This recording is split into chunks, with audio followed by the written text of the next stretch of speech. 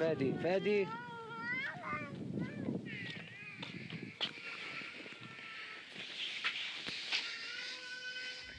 This camp is on a base that belongs to Britain's Royal Air Force on the island of Cyprus. It was set up in October to house more than 100 migrants who'd been rescued at sea while trying to get to Greece. Now, the British government refused to grant them asylum, saying it was Cyprus's problem.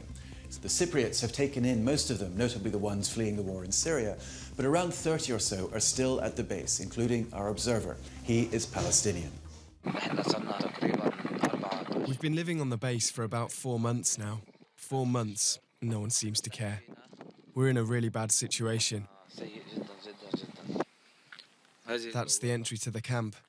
And that's one of the tents we've been living in for 4 months. We sleep here, on the ground.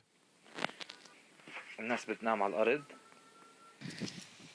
that little tent over there, I'll show you what's inside. It's the shop. It's too small. The tents are reinforced. That's so they don't get blown away by the wind. This is where we put our clothes out to dry. We wash them by hand. There aren't any washing machines.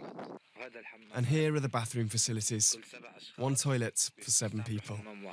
There are a dozen children among the migrants at the camp. Our observer spoke to one of them. How are you today, Amru? What are you doing? I'm playing. Can I ask you some questions? Okay.